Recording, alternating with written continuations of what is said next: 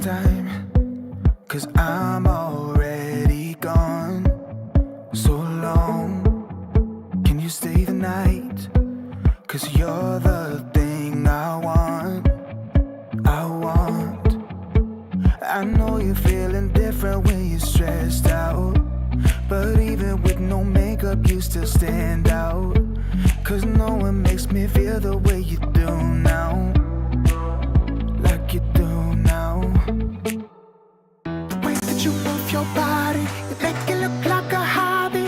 Every time that you touch me, it's electricity. Things we discovered underneath last night's covers. Everything came so easy. It's electricity.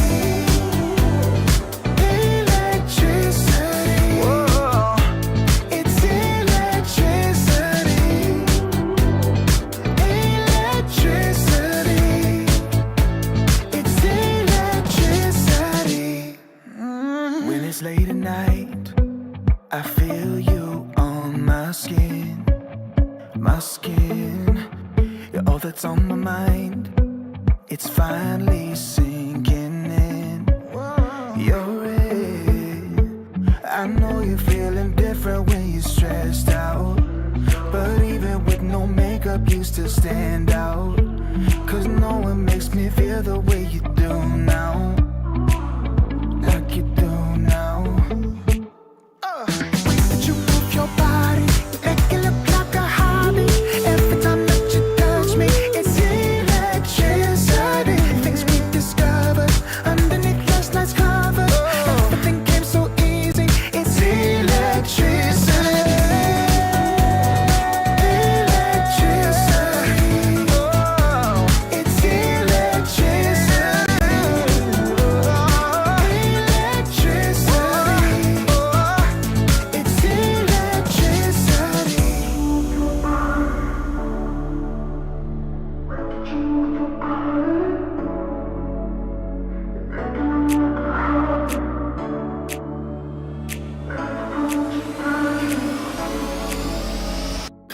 You move your body, you make it look like a hobby. Every time that you touch me, it's electricity. Things we discovered underneath last night's covers. Everything came so easy.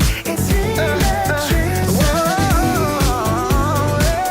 Electricity. It's electricity. You move your body. Electricity. You move your body.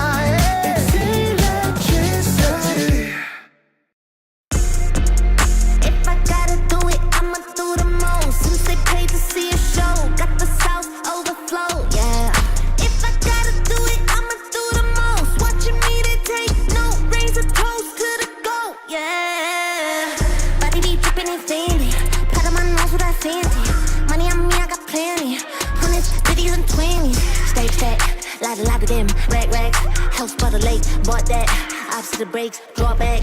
Paddock on my wrist, I'ma hit 'em with a drip. They gon' pay the VIP to get a pic with me. I'm a star, brand new keys to the car. I'm the boss and the king of the czar. Got me so high, so addicted, telling me I'm the only queen of his heart. Guess I let you co-star. If I gotta do it, I'ma do the most. Since they paid to see a show, got the sauce overflow, yeah. If I gotta do it, I'ma do the most. Watching me, they take no, raise a toast to the goat, yeah. If I gotta do it, I'ma do the most. Since they paid to see a show, got the sauce overflow, yeah. If I gotta do it, I'ma do the most. Watching me, they take no, raise a toast to the goat, yeah. If I gotta do it, I'ma be the best. You can bet I got the recipe. Mastermind, creator of this high vibe energy. Only thing I'm loyal to is building a legacy. So quit testing me. Lot of commas in the bank, I'm a provider. Tell the amateurs stay in they lane, ain't no outsider. Bought a mansion in LA, right next to Mariah. Write a song, get filthy paid, price going high, yeah.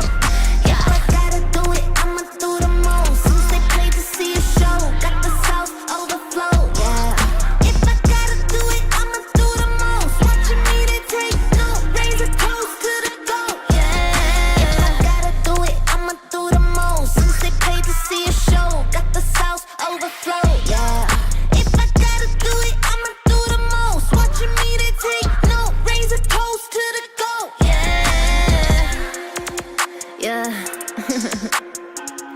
takes a lot to be the best.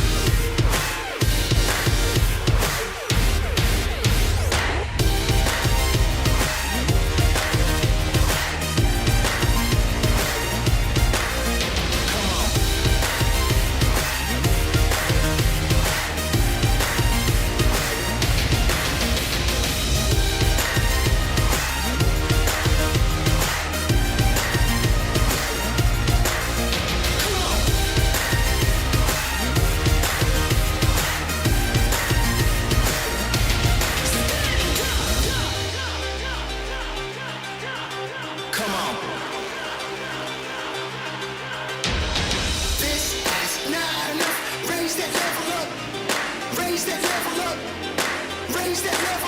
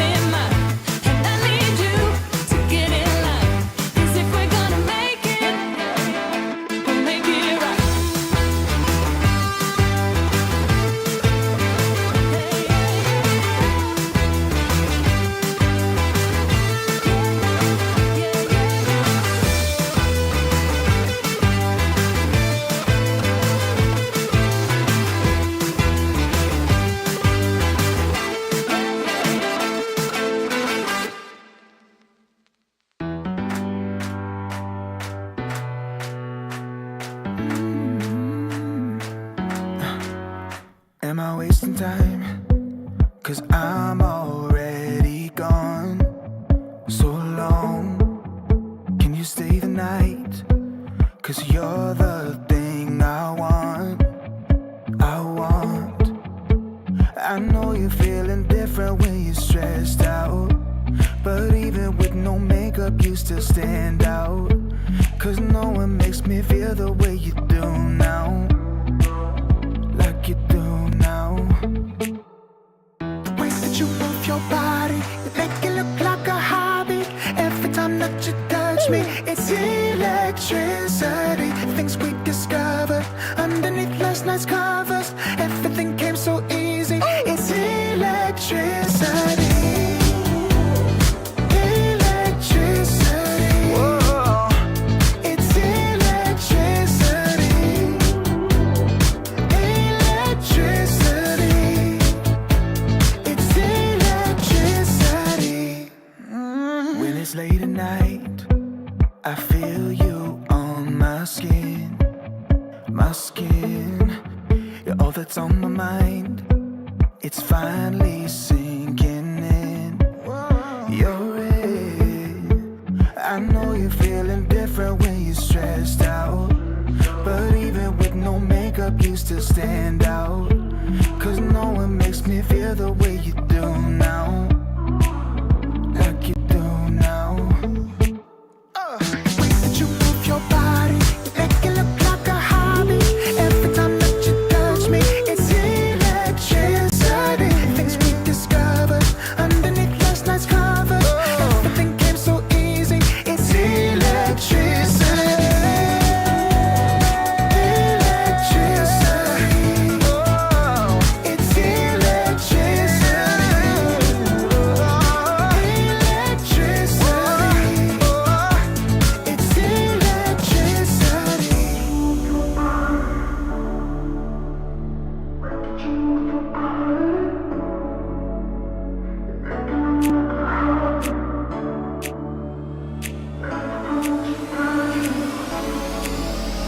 The way that you move your body, you make it look like a hobby.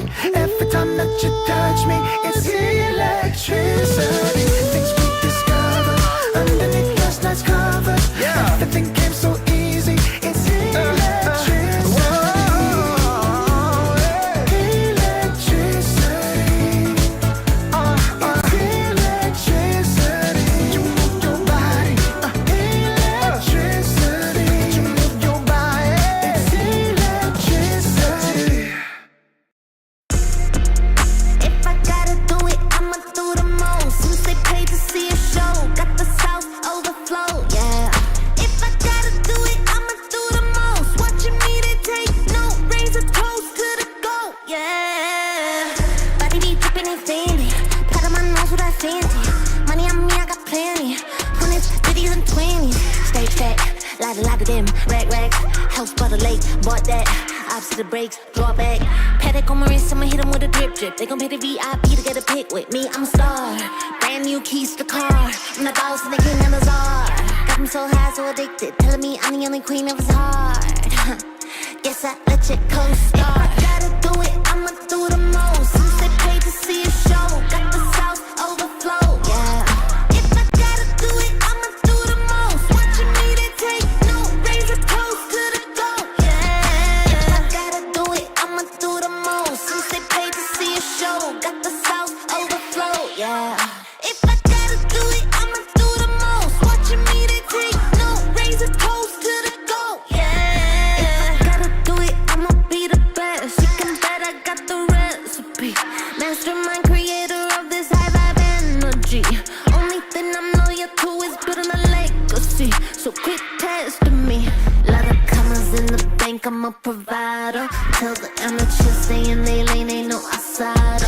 Bought a mansion in LA, right next to Mariah. Write a song, get filthy paid, price going high, yeah. If I gotta do it, I'ma do the most. Since they paid to see a show, got the South overflow, yeah.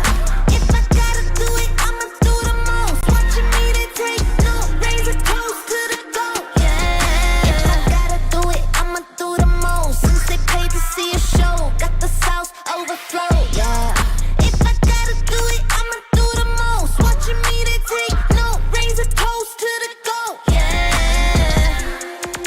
Yeah. It takes a lot to be the best.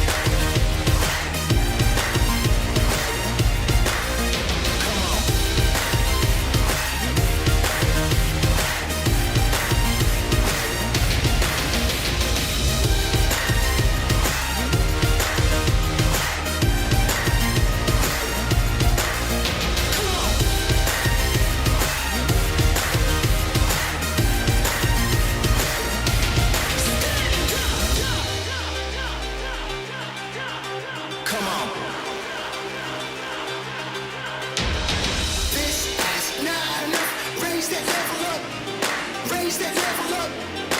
Raise that level up.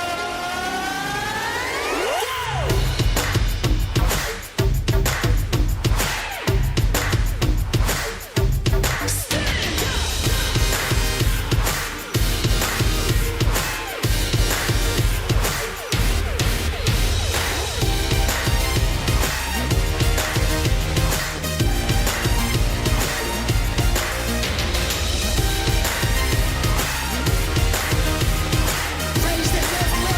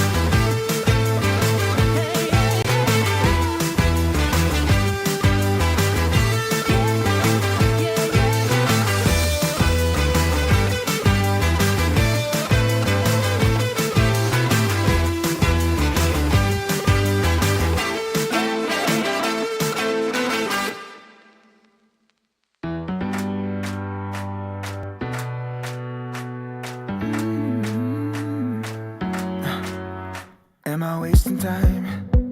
'Cause I'm already gone. So long, can you stay the night? 'Cause you're the thing I want. I know you're feeling different when you're stressed out, but even with no makeup you still stand out. 'Cause no one makes me feel the way you do now, like you do now. The way that you move your body, you make it look like a hobby. Every time that you touch me, it's electricity. Things we discovered underneath last night's covers. Everything came so easy. It's electricity. Electricity. Whoa. It's electricity. Electricity. It's electricity. When it's late at night, I feel you on my skin. My skin. You're all that's on my mind.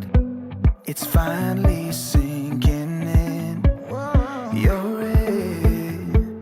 I know you're feeling different when you're stressed out, but even with no makeup you still stand out. 'Cause no one makes me feel the way you do now, like you do now. The way that you move your body, you make it look like a hobby. Every time that you touch me, it's electricity. Things we discovered underneath last night's covers. Everything came so easy. It's electricity. Electricity. It's electricity. Electricity. It's electricity.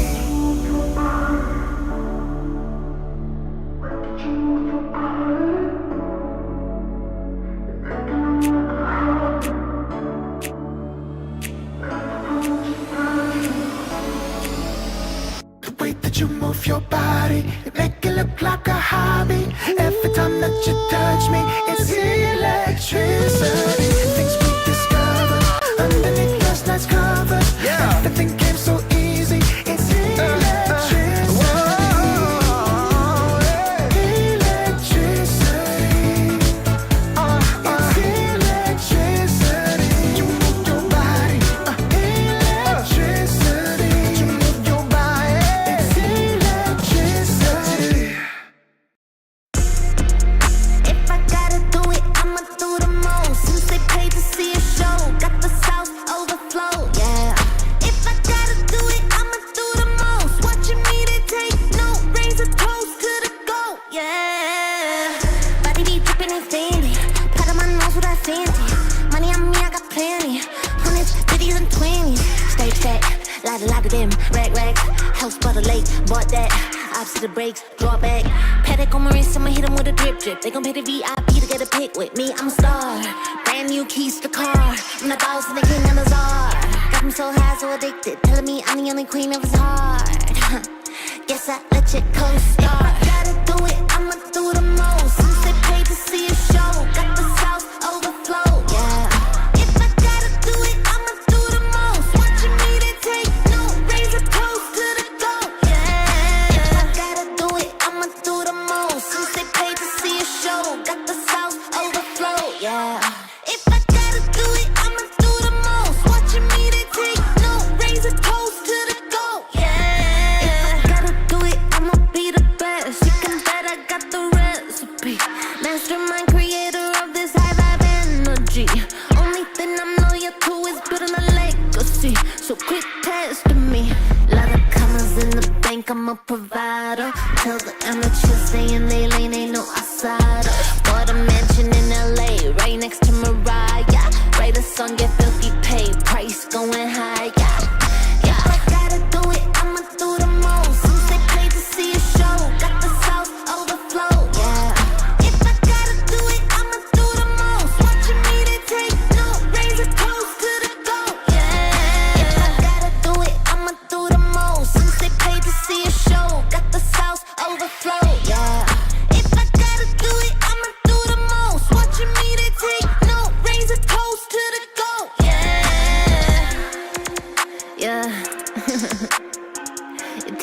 got to be the best.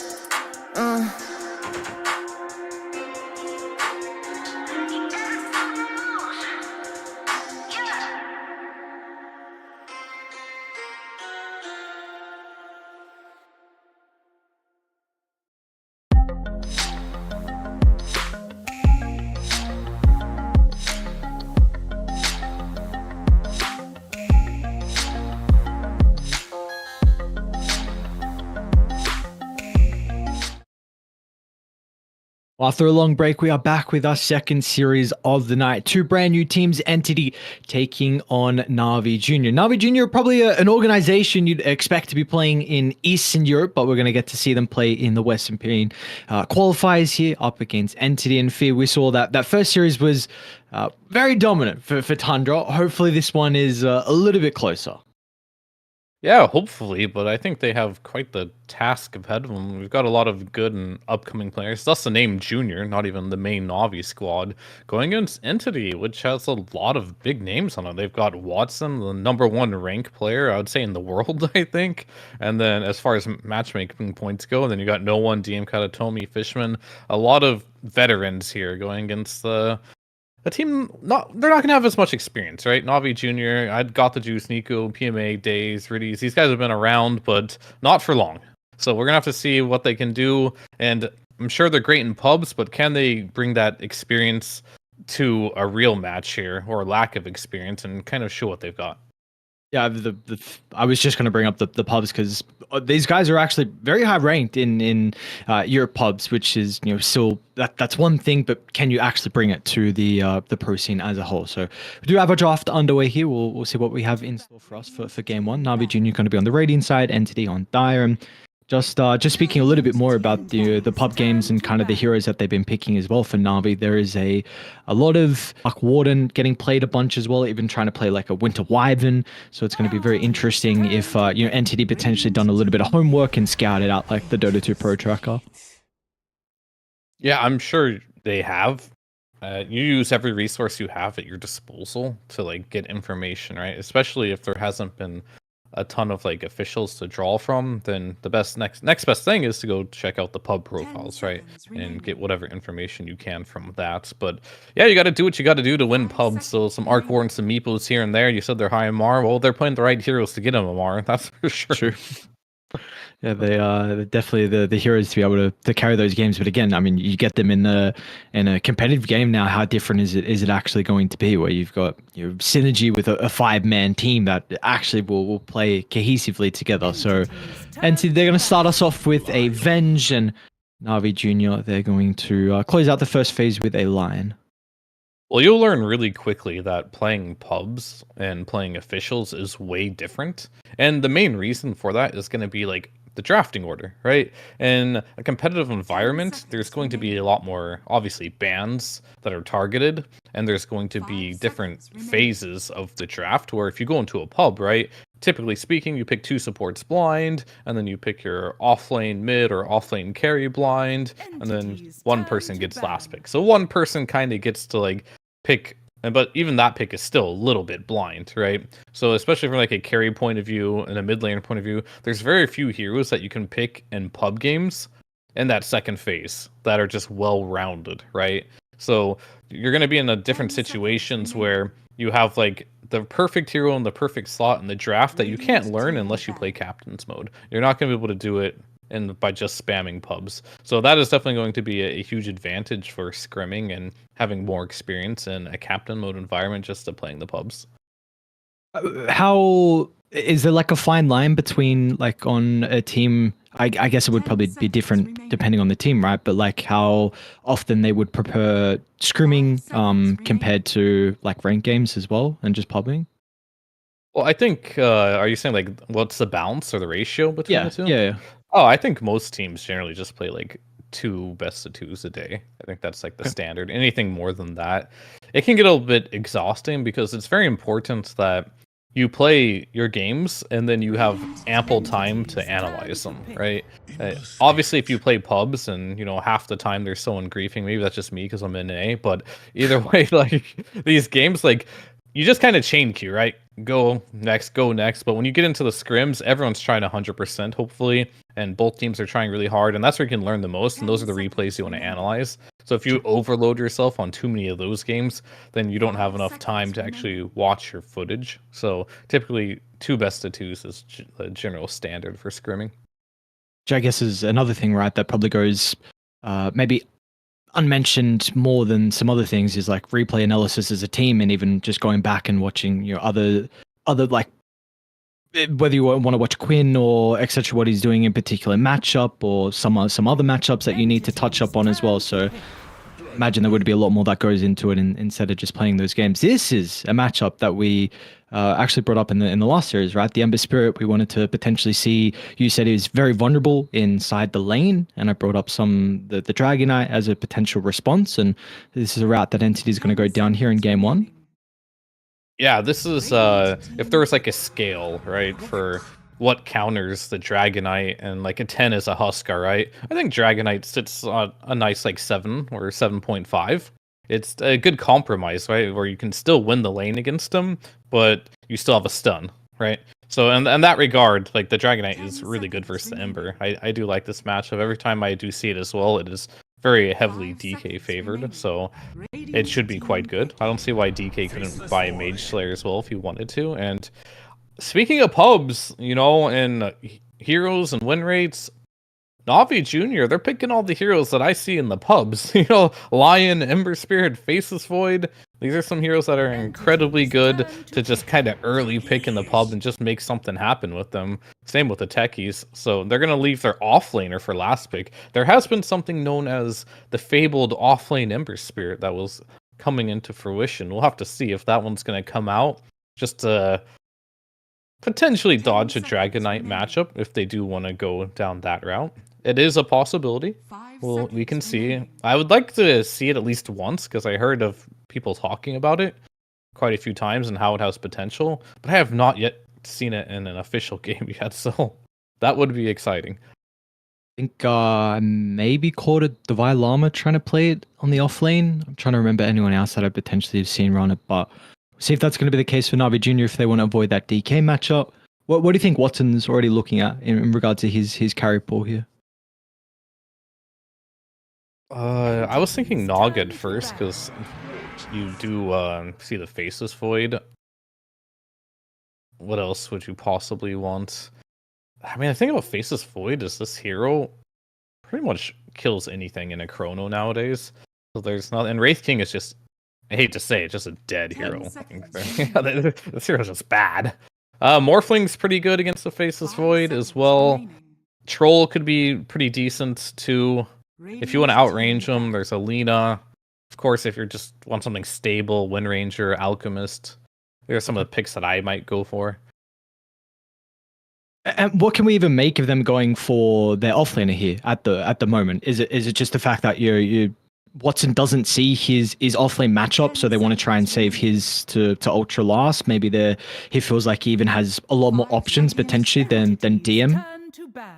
Oh, I just think you see the Faceless Void techies, right? So Sure. The moment you see the carry, like, you might as well just show your offlaner. Faceless Void is a hero that doesn't get flexed very much. I mean, I've seen it flexed in the past, but it kind of feels like a little bit of a troll. This hero's a carry. It's usually your boss 1, so especially when you have 2 supports, just go ahead and pick the best hero you can think of against them. And, well, that hero's good versus Faceless Void. I wasn't sure Watson played it, but yeah, taking away the meepo that apparently Navi Jr. likes to play. And how will they retaliate against that? It's interesting because, like, the meepo does lock down the Faceless Void quite well. And you can create the Mega Meeple. And I don't know if 100% sure if this is true, but I think it is true. I think once you make the Mega Meeple, it pulls them out of the Chronosphere. I would imagine so, because it formulates all your Meepos around your main Meeple. So only your main Meeple can cast Mega Meeple. So if you stun the main Meeple, he can't go into Mega Meeple form. However, you can just, like, be around your clones and just cycle it. And if they're stunned or not, it doesn't matter. It'll pull them into Mega Meeple. So it's kind of like a save. It's one of the reasons why Meepo is so popular right now, is because this Mega Meepo is so powerful. So I don't know if it works on Chrono. I haven't tested it, but I imagine it should, since it just, like, drags them all there. So that's pretty good. And of course, the constant roots are very annoying for Faceless Void. He's going to rely on getting that early BKB as possible. And now you have an option here of like what you want to do. And obviously Meeple is great for Sember too for the same reasons, the lockdown. And they're going to pick Winter Wyvern. And I believe that'll be their offlaner. This hero, for same reasons, good versus Meeple. There's a lot of clones there, turn them against them. But overall, it looks like a good Meeple game. They don't have that much AoE. It could be problematic here, but with a good curse and good chrono, you do have a lot of teamfight ability. I'm torn on these drafts here. I'm very curious to see how the mid matchup's going to go, because that can sway a lot. I feel like mid is so important this patch. Like, if one mid gets off to a really good start and the other one doesn't, it feels like the map can get so small so quickly here. But you got to be afraid whenever you see a Meepo, but you do have tools to kill him. Well, I guess how do we feel about the potential assistance that can come out to help the Ember? Because we were saying it is going to be DK favored, and then if we take a look, maybe like Entity's Rubik Centaur lane versus the Faceless Void line, is that a lane where like Entity are going to be able to put a lot of pressure onto the carry of Na'Vi Jr.? So maybe it makes it a little bit more difficult for the supports to rotate and help around those power runes and potentially trying to slow down no one's game. It's going to be a little difficult to rotate, I think, in this game, because DK inherently is a hero that's really tanky, right? And Faceless Void versus Centaur, it's going to be a matchup where I think you're not going to be super happy as a Faceless Void. They picked the Centaur in response to the Faceless Void, right? So this is someone that can just sit in front of the Void and spam him if he doesn't have help. I think you do have to make some type of rotations around the runes and everything, but I just think this is why this DK is so good versus the Ember. It's like, even if you rotate supports, he's still so tanky that you might not even be able to kill him. It looks like he's going to go for 2 bracers as well to make him even more tanky. So we'll see what happens. I think in general, though, you do have to do something about the DK to make sure he doesn't get that level 6 and just take your tower and shut down the Ember. Yeah. But we'll see if this matchup is as bad as we were afraid it's going to be, or if Nico can just kind of hold his own here and manage to at least go even in the CS department, or just lose slightly. As long as it's not like a situation where he has more denies on the DK than you have CS on the Ember, it might be manageable. We'll have to find out. Like you said, this double bracer build that no one's going to go down into, it's make it very difficult for Niku to be able to at least play around in regards to last hitting and potentially ganking no one. So at the moment, we saw in the early series was very, very one-sided to the boys on Tundra. Hoping we're going to get a couple more closer games here in a second series to follow. But again, you'd have to say Entity are definitely the favorable ones coming into the series as a whole, not looking at the draft, just looking at the players. This is a team too. Entity, they've been a little bit shaky so far in the qualifiers overall so far with Bet Boom and Dream League. They got, man, it must be so rough as well. In Dream League, they lost to Tundra in the upper bracket qualifier series, and then they lost to Team Secret in the other qualifier series. So to have 2 chances and losing both of them would be pretty demoralizing. But hopefully they've learned from that. What's interesting here is that, yeah, DM and Katomi are just pulling the line behind the wave there. I'm not sure if that's worth it, because now you're just going to get Faceless Void, just like a free deny in CS. But anyway, they put some pain on the Riddies a little bit there. I'm just still trying to wrap my head around it, what was the purpose of that one? Maybe they're just trying to get the range creep, I think. But Riddies just stunned them and didn't allow him.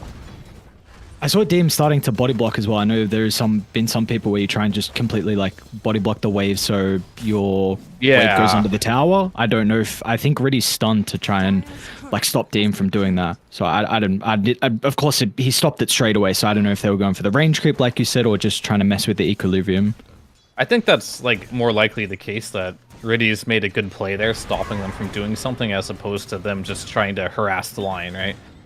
Because that would make no sense to me, that they're just trying to make his life hard and give Void a better. So yeah, good job by Riddies there to just force them one way or another, right? Just the fact that they stopped them from either killing a range creep or blocking it so the lane pushes. That's the big problem with Radiant right now, at least in the safe lane. is that like it just starts right in front of your tower, right? It's like literally right there. So if you just do any bit of blocking, the lane will push backwards, and that's something you just don't want to have happen. Playing carry in the safe lane of Radiant is really not enjoyable in this current patch. It's even So looking at yeah, it's so hard. looking at the other safe lane with, of course, Watson and Fishman up against the double range of Daze and PMA. Is this a concern of like the double range potential spam? I mean, we know Techies is a stupid laner, and you know potential Wyvern could be a little bit frustrating as well. Is Watson actually going to have a fine time? Oh, he's Meepo. This hero does not care about almost any lane in Dota. All right. Because like they're really tanky. You have a Ransack, which is like a lifesteal, right? So you kind of regenerate a lot. You got good armor, you got good HP, and then of course, guess what? Ridius is dead. And of course, other than that, you do have your ultimate becomes available at level 4. Worst case scenario, and then you're either going to bully the lane or go jungle like a beast. Good old Meepo.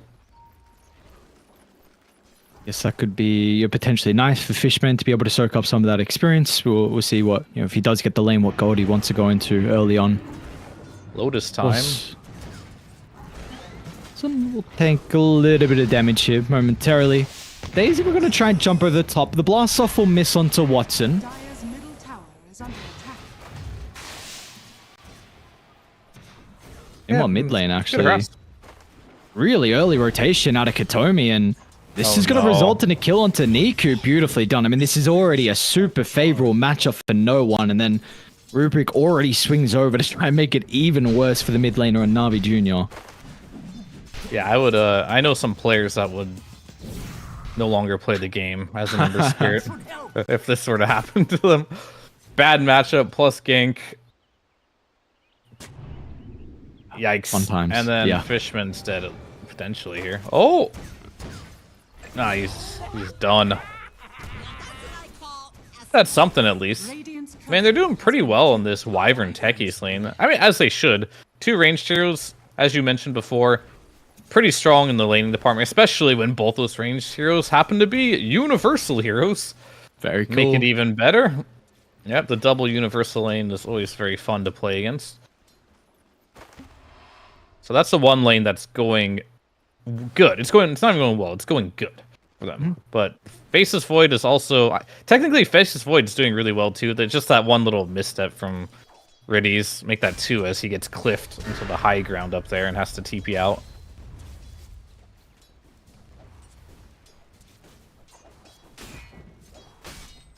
Watson? So far. On the top lane? He might actually be dead here.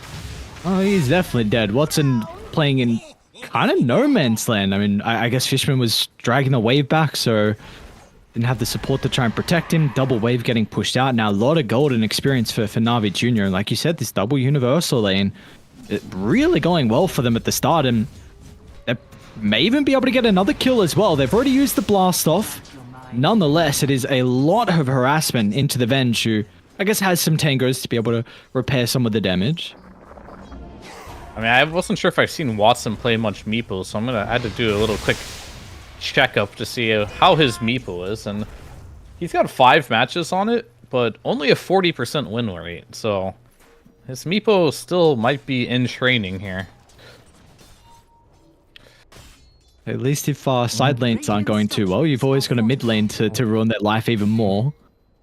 And Watson again. Another death for Watson. Okay. Alright, this top lane for Na'Vi Jr. off to an incredible start. They have to go back to mid lane though with the level 6 out of no one. They will have a dive onto Niku. This time he's going to be closer to the tower. Fishman top too. Alright. Man, Na'Vi Jr. Yeah, they're showing up. I mean, the only lane that's problematic for them is just the mid lane, but it's a pretty big problem. Remember I was saying, like, as long as it's not a situation where the DK is level 6, the Ember has less CS and the DK has denies, yeah, that's the situation. We've got 18 denies, and we've got 14 CS on the Ember, so it's a yikes in the mid lane. DK also popped his ult. He's hitting the tower there. He's got a catapult wave coming. It's Niku's really having a rough one in the mid lane. Of course, a lot of this has to do with Kataomi making rotations to make a bad matchup even worse. But it doesn't really change the problem that no one is a problem in this game. But I don't think that, like, makes the game feel unplayable just because you have a Void free farming. Yeah. You have a Wyvern farming, and Meepo, like, he's died twice before level 4. That's almost unheard of. This hero, I've never seen die 2 times before even getting level 4. So that's like a dream start if you're playing into Watson, I'd say. And hang on, I'll hold that thought because again, Niku. I mean, this time they're gonna bring an extra support instead. So you got Fishman, just in case another stun is required.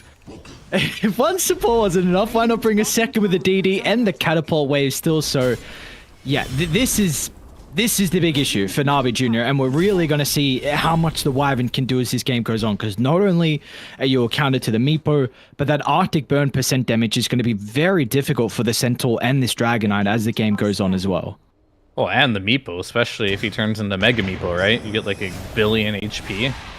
That percentage-based damage is quite good. That's kind of why people pick the Wyvern against the Meepo. Okay, they got it. But is it? At what he cost? Actually get some kills, yeah. Well, we'll see. Katomi's going to be able to TP out and Fishman. Oh, that was a beautiful play. It doesn't work, but I loved it. Very cute. Agros Ancients. Very nice. But yeah, back to the Wyvern against Meepo. If the Meepo wants to play with like multiple Meepos, right, the Curse is good against it. If he wants to turn into the Mega Meepo, the Arctic Burn is good against it. So you have an answer on both fronts against Meepo, which is what makes this pick so good. What do you think the talks need to be for Navi Jr. at the moment? Because we know no one, his next movement's going to be the bottom. You've already unlocked this tier 1 tower mid. Maybe you're probably going to wait for the power rune, which will be up in a couple of seconds. We'll see if Navi Jr. get lucky with the top spawn. Unfortunately not. But yeah, what do the talks need to be for Navi? You looking to defend bottom or maybe just make your own play top? Make your own play. I don't think you want to fight into this DK right now. DK is like a Timbersaw that's fed. You just stay away from him. I really think you stay away from him. And you don't have the damage to kill him. Well, he has 3 points in Dragon. Yeah, I don't think you can kill him as long as this team is there. 3 points in Arctic Burn. It's close. There's a chance, but it would have to be like no one being alone. But they made the call. They're going to go. All right, let's see. Got the juice. Chrono with the ready. Who do they want to target, though? Move over towards the Centaur first. Of course, has the Stampede. That's where the Chrono's going to come into play. But nice Hoof Stomp covering the escape. And there's a couple TPs down to bottom as well. Of course, Nico uses his. PMA does as well. And meanwhile, Watson getting some much-needed catch-up back inside the jungle. And they weren't sure if they had enough damage to just kill him with the Chrono there. So he was a bit hesitant. But he should have just done it because Ember decided to commit to that. And that's a bootsless Ember, right? He decided to come to that with no boots, so he's gonna have to slowly walk. And poor Niku, man, his game is so bad, but they're gonna go. They're gonna find Katomi at least. He's gonna run into no one. Oh, they're not even gonna kill onto Katomi. I'm gonna move away. No one. Let's see, you said this is the beefy Timbersaw, 1500 health they have to go through. It's gonna take them quite some time. It's a Chrono onto 2, but got the juices, minimal damage, especially when you have a Rubik along with Avenge mitigating all of your damage as well. So first Chrono of the game completely wasted. And no one, he also has... Oh, there's also another item we talked about that is incredibly strong this patch, and it's the neutral item Safety Bubble. Yeah, I got problems with this item too. What are the... Let's see them. I mean, this item's just too good. You just get 100 HP barrier every 5 seconds. And then 5 HP regen. So you're just always sustaining. You just have like permanent uptime for jungling. It's crazy. Yeah, there's a couple of those neutral items, right? And you brought up in the lot, was it the Light Collector? The one that we kind of was undervalued for a little bit, and now you're seeing a lot more people pick it up. Yeah, it just gives you so much. I didn't even know until I read it that it gave you move speed. And then I was like, oh, wow. Okay, this item's OP, I think. Dire's top tower is is under attack. 10% move speed's a lot.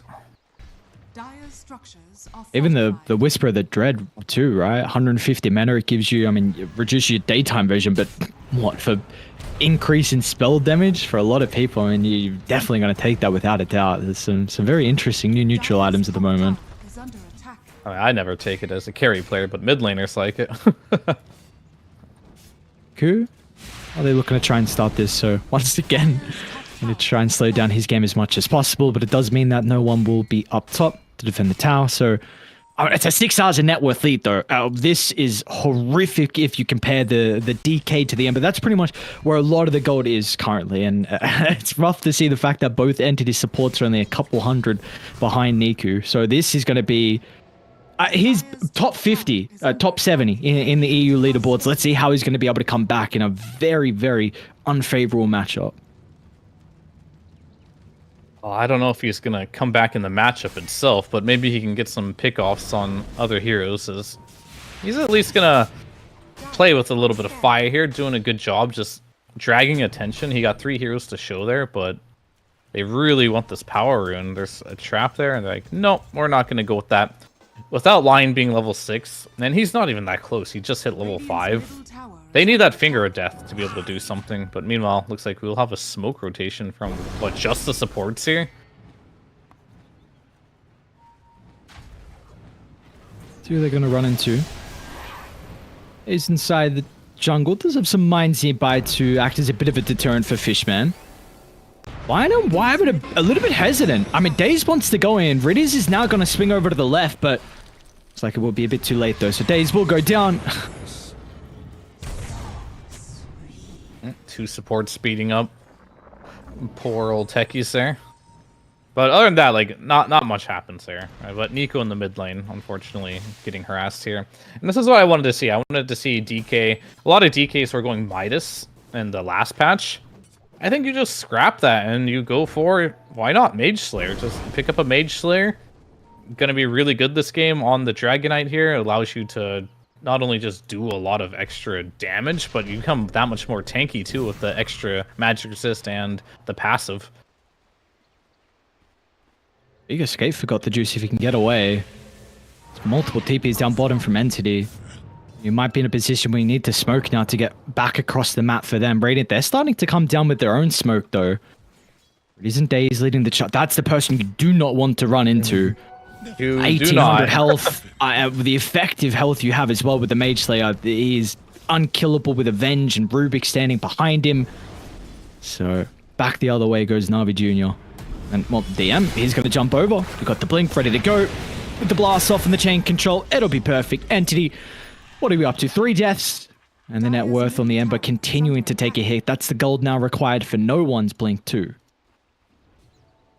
And that's a scary timing, right? You got Centaur with Blink Fail now. You've got the DK with a Blink Mage Slayer. That's all you need to go. And, like, Watson, he doesn't really have to do much for now. He's just kind of, like, on catch-up duty. And I say catch-up, but he's already, like, had enough space to be second in net worth now, thanks to no one and the supports rotating all the way across the map. I guess DM, too. He's been part of some of these kills, too. But I think DM is going to start becoming... He's going to be hunting for blood now, as you look at them just dive. That's deep. It's very deep. Riddies is going to be enough to keep his core alive. It's not. They stole the finger as well. Katomi zaps away Riddies' health. And now PMA and Niku TP'd in, but they've got no boys to play with, and they might be ready to go if they want to on Entity. Things up surely, but of course the read from Navi. I mean, they are underneath this Observe Ward. No one. That's the start. The rest of Entity... a little bit far away with the follow-up chain control, so Niku's able to get the Remnant down to the low ground. 2 kills, and you are continuing to take the map away from Navi Jr. They don't have much map to play with there, especially they brought 5 heroes down there. If you count the Void dying, right? They ended up being 5 hero spot. Meanwhile, Watson's just cleaning up the whole map. You're getting kills on Entity. Fishman. Okay. Run into the Vengeful Spirit up on the high ground, but this gives ample time for no one to be able to react. I'll catch up to Katomi as well. They'll get the supports. Not bad. That's what you need out of Navi. So it will give you time to hopefully de-ward your own jungle, get some laden shoved out as well. Definitely a nice breather. You're gonna get some space to just to get a little bit more farm, and very rarely do you see at 15 or 16 minutes in the game an Ember without even a Mage Slayer. But he's still not even close, man. Like, his net worth is like a support right now. Katomi's net worth is pretty much the same as Ember's at the time. And this is what he needs. He needs to hit these creeps, try and get back into this game. And he needs time. He needs a lot of time. And so does the Faceless Void. They both need time. Faceless Void is doing good in the farm department, but him and the Wyvern are the only ones that have like a decent amount of farm. I guess they're doubling down with the Mage Slayer because it's just an item that, you know, the good heroes buy. And Wyvern's no exception. He's going to end up buying that one, Dragonlance, Switchblade, all this good stuff. He's going to have to end up becoming more the carry. I think Nico at some point is just going to be the distraction, I guess, the initiator, just some type of control. Because the damage likely won't be coming from him this game in particular, if they are going to succeed. Juice. Nice read. Interesting board for them to be able to play with, but again, really the big question is the damage and the save inside the chrono, and surely I imagine Entity, they're going to be talking about potential Roshan as well, with the minus arm, with the Meepo, the Vlads too. Oh, no one, those reactions, instant blink. Yeah, that was quick. I don't know if those were reactions or he just wanted to get out of there, but either way, that could have been his death because they yet again rotated 5 heroes down there to make something happen. And the warding's interesting here. They have like a ward behind the tower on the dire side you just saw there for a second, and then a good ward there, which I think Entity is now aware of when no one blinked out of there, because he should have been in fog, and I think he heard the animation blinking out. So now he knows that is there, and they're just going to go back and farm a little bit just because they realize, hey, what's the #1 way to throw a game? Typically, when you're winning a game, the enemy team groups up, right? Because the map gets smaller, and then you tend to get a little bit greedier and spread out and make solo plays, and just you die to these 5-man stacks. Like, oh, they're 5 men. And anyway, that's the one person you really don't want going down, especially with the strong start that Wyvern's had. But PMA had a great lane, but unfortunately first death of the game and right in front of the pit, and Enti easily going to be able to clean that up now. Yep. Disperser online for Watson here. Oh, that was another item that was incredibly good right now. Good old Disperser. This is kind of what makes Meepo good. It's just like an AoE purge, right, for all your Meepos. Super nice. You have multiple ways of disengaging. You can either dig with a shard, you can Aghanim Scepter, or disperse. You can become very difficult to kill if you are ahead in the game as a Meepo. Oh, hang on. They're going through the portal. It is, and got the juice, trying to catch up to the Meepo, looking to get rid of the Aegis straight away. Meepo popped Disperser and ran away like the wind. You can't catch someone that has Disperser buff on them. It's a very interesting build for Katomi as well. I know there are, of course, some mid Rubiks, and Thompson's playing in a decent chunk, and a Mac over in Southeast Asia is also playing it for the boys on Geek Fam, going the Phylactery, but I haven't really seen support Rubik go Phylactery, especially in the pro games as well. So I wonder kind of what the justification was in particular for him wanting it this game. Days. Jump on a DM. Instant use of the ultimate's not going to mess around too much. Doesn't want to give an opportunity for Na'Vi Jr. I feel like it's just one of those items that if you're ahead really far, it just helps you stay ahead with even more damage. So you can see, it's just a huge nuke now. It adds a little bit of slow too. It's a greedy, let's put it that way. It's definitely a greedy item for the Rubik, but if you're feeling yourself, you feel like you're winning the game, you feel like you're going to scale, and you don't really need the saves, you already have a Venge, right? And this Venge is going to be doing most of the saving, and your cores are super tanky. You can kind of just be another threat, right, in the team fights, instead of just being someone that keeps your teammates alive. Speaking of staying alive, can Lion. Maybe no one should be able to catch up to him. But he's another stun. We'll make him work for it. has to duck into the trees to be able to potentially stay alive. No one. Does he read it?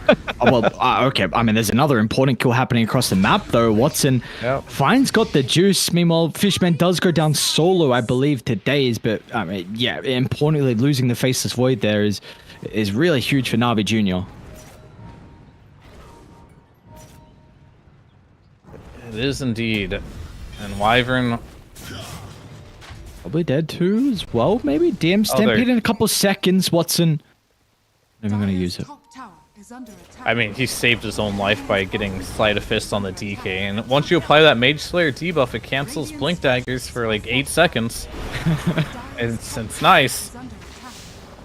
Radiant's bottom tower Oh, you should last for 9 seconds, right? I feel like 8's not long enough. I mean, I just made up that number. It might be more. How long does this last? It lasts 6 seconds. It feels like so much longer. It's just it is 9 seconds then, because it's 3 for Blink itself, right? So 6 seconds of the Mage Slayer, then the extra 3. So there you go, 9 seconds. You can't blink once you get hit by a Slight. So you got your wish. 9 seconds. 9 seconds, lovely, great item. Maybe it needs to be 10 seconds to settle up. Then yeah, then maybe everyone could buy Mage Slayer. Oh, I know you justify it even position 5s. You know, maybe Venge is like, you know, screw the Aghanims this game. Just go Mage Slayer. I mean, she already said that and went for Vlad's, which makes sense actually this game because you're playing with Meepo. This item, it's very nice to have a Vlad's and you have a Meepo on your team. Oh no, Riddy's get out of there. Alright. Daze too. Wait, Daze, are they gonna kill it? They're not gonna kill it. Oh my god. And they're gonna TP the Void now. No way. No way, dude. Alright. Oh my I mean, Navi god. Jr. is having a hard time even beating the Tormentor this game, let alone they've got Entity to play against. So, is under attack. it's a yikes. It's a bit of a yikes. I mean, you brought up in the last series, right? The fact that a lot of teams have difficulty wanting to take their own Tormentor just because the economic damage are going back to your side of the map. And the fact that takes so long is what it did. You have to TP in an extra hero, then everyone has to run back to base because of how low they got. I mean, we're after the 16,000 net worth lead and it's 23 minutes in. You wanna know why Meepo's strong this patch, outside of the fact that he buys all the good items? Is under attack. He can solo the Tormentor. Yeah. One of the few ones left, right? They kind of nerfed a lot of the potential of those heroes. I mean, you know, the Dazzle was really a big one that came to mind, I suppose, and a lot of others too. Yep. TA got hurt really bad when she couldn't... Like, I don't even understand the point of that change, you know? It's like... They made it so TA can't solo Tormentors by adding a small damage over time effect to the Tormentor. But they're like, nah, Meepo, you can do it, it's fine. Ursa, yeah, you're good. You guys are fine. But TA, screw you, man. We will not have this. Someone at Valve really likes me, but I don't know.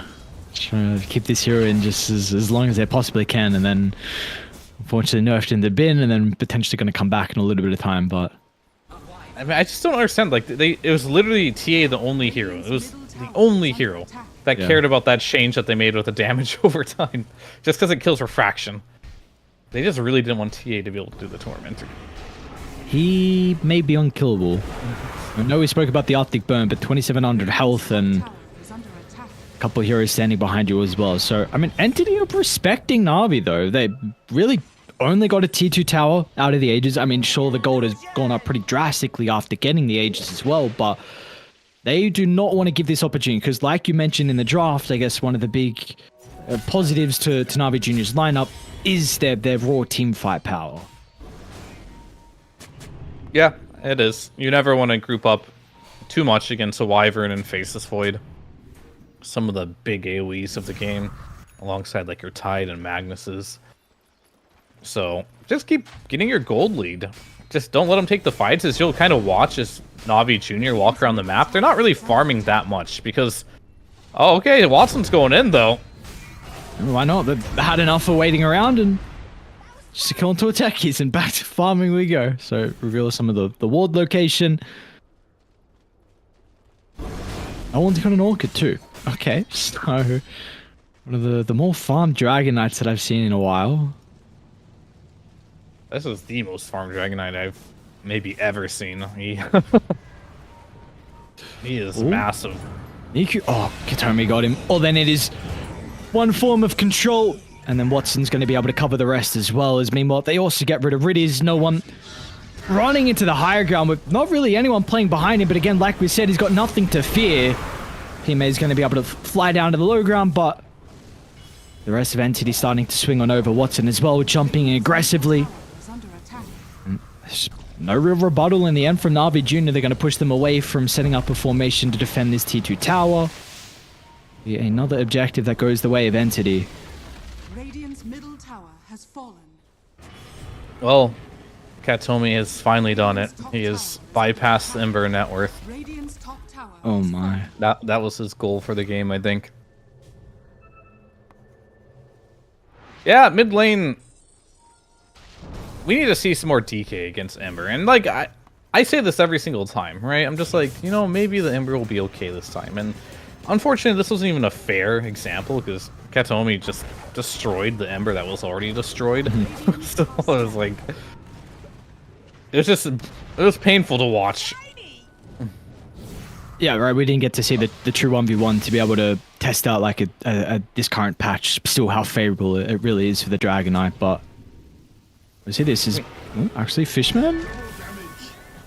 This is very aggressive just to deal with the Venge, and Fishman, I mean, he's not even gonna die. You drop a Chrono, Eclipse onto 2. Fishman's actually gonna sacrifice his life, help keep his support alive, and meanwhile DM, he can just eat all the spells, eat all the damage, because look at Watson.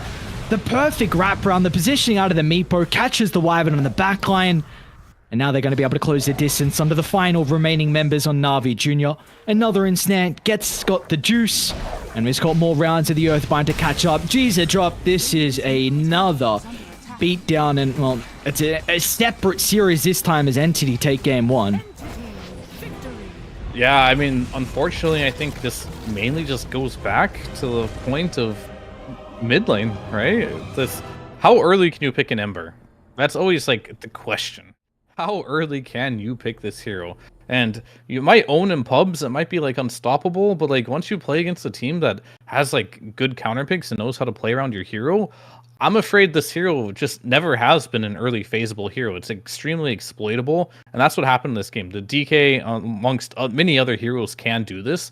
And of course, you just make one rotation, it makes it even worse. It doesn't even make it worse. It makes it unplayable. This game was just unplayable for the Ember Spirit, and that allowed the DK to get really far ahead, got the tower, he went bottom, got the bottom tower, and then all of a sudden Watson, who had a terrible laning stage, one of the worst laning stages I've ever seen from Watson before, it doesn't matter. He just gets to free farm the whole map afterwards, and he has all the space in the world.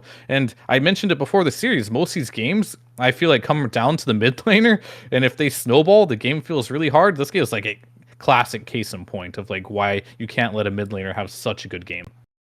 And it's especially no one as well, being that mid laner too. I know, you know, we've seen him in the past on different rosters, importantly, you know, Virtus Pro, and what this man is able to do. And in particular, the Dragon Knight, I feel like he was one of those plays that actually kind of introduced the potential of like, you know, this DK Radiance. And when you Conquer, sometimes he was going the Radiance. He was a very, very strong mid laner, is taking a little bit more of a backseat. But when you give him a strong lane, he's going to make sure he's going to be able to use that to maximum potential. And that's really what we saw out of him this game from Entity. So a very strong performance for them to be able to start off their run here for the ESL 1 Birmingham qualifiers. We're going to have to see, though, what the response is going to be from Na'Vi Jr. We'll have a little bit of break, but when we come back, we've got game 2 right around the corner.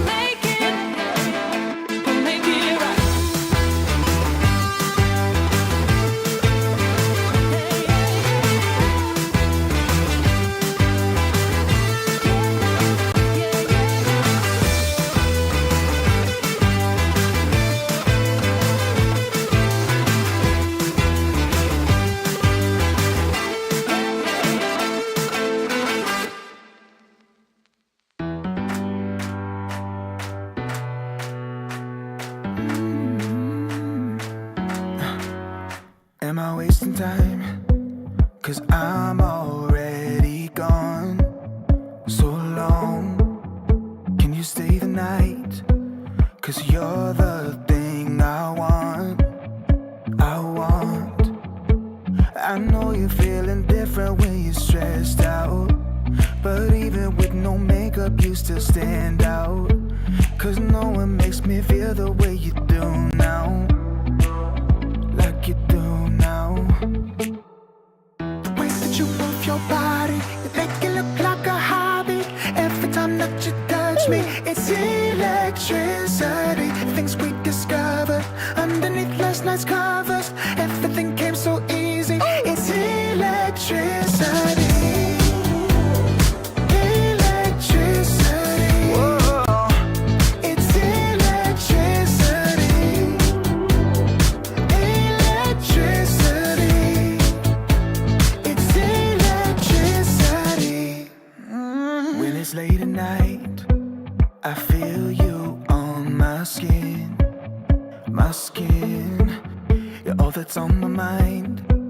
It's finally sinking in. You're it. I know you're feeling different when you're stressed out, but even with no makeup you still stand out. 'Cause no one makes me feel the way you do now, like you do now. The way that you move your body, you make it look like a hobby. Every time that you touch me, it's electricity. Things we discovered underneath last night's covers. Everything came so easy. It's electricity. Electricity. Oh, it's electricity. Electricity. Oh, it's electricity.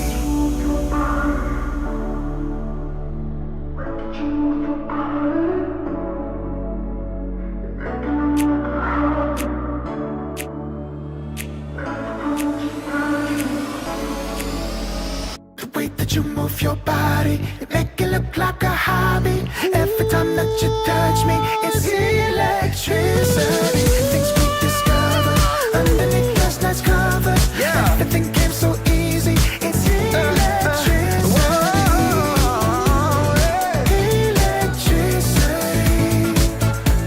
It's electricity. You move your body. Electricity. You move your body. It's electricity. If I gotta do it, I'ma do the most. Since they paid to see a show, got the South overflow, yeah. If I gotta do it, I'ma do the most. Watching me, they take note, raise a toast to the goat, yeah. Body be dripping and Fendi, pat on my nose with that Fenty. Money on me, I got plenty. Hundreds, 50s, and 20s. Stay stack, lot of them. Racks, house by the lake, bought that. Ops to the brakes, draw back. Paddock on my wrist, I'ma hit 'em with a drip. They gon' pay the VIP to get a pic with me. I'm a star, brand new keys to the car. I'm the boss and the king and the czar. Got 'em so high, so addicted, telling me I'm the only queen of his heart. Guess I let you co-star. If I gotta do it, I'ma do the most. Since they paid to see a show, got the South overflow, yeah. If I gotta do it, I'ma do the most. Watching me, they take note, raise a toast to the goat, yeah. If I gotta do it, I'ma do the most. Since they paid to see a show, got the South overflow, yeah. If I gotta do it, I'ma do the most. Watching me, they take note, raise a toast to the goat, yeah. If I gotta do it, I'ma be the best. You can bet I got the recipe. Mastermind, creator of this high vibe energy. Only thing I'm loyal to is building a legacy. So quit testing me. Lot of commas in the bank, I'm a provider.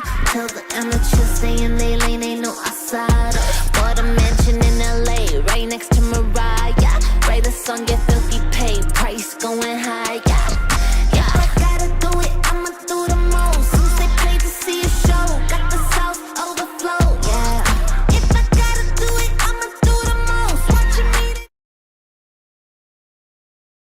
Entity come out the gates with a explosive game 1 victory. We're going to have to see what the response will be from the boys on Navi Junior. Of course, coming into the series, a lot of expectations that Entity will be the favorites just in regards to the names overall on the rosters. We did see that mid lane really didn't go to what you would, expect it to be Dragonite favored, but with how it went, unfortunately for Niku. So hopefully he's going to be able to game where he can actually play Dota. And the side lanes went pretty well though for in general for Navi Junior. So we'll have to see if they're going to be able to set them up to success once again. Yeah, I mean, the side lanes, as you mentioned, they were fine. I think this game, they need to put... If there's one adjustment you're making, right? It's going to be the fact that you need to let your mid laner have a better lane. That may cause you to potentially lose a side lane, though, because, of course, when you early pick your mid like that, it's expected, whatever early pick you have, to have a somewhat rough lane. But there's one try and true method to kind of deal with getting outpicked hard, and it's just picking a strong off lane. And that could be like we saw before, the Magnus Hoodwink. It's just pretty much any combination of tanky offlaner, and some examples of that would be Centaur, Doom, Magnus, these type of heroes in the offlane. Pair them with a ranged hero like Lion, Techies, Hoodwink, and then no matter what you play against, and I promise this, no matter what you play against, you have a chance of winning the lane. There's always a chance.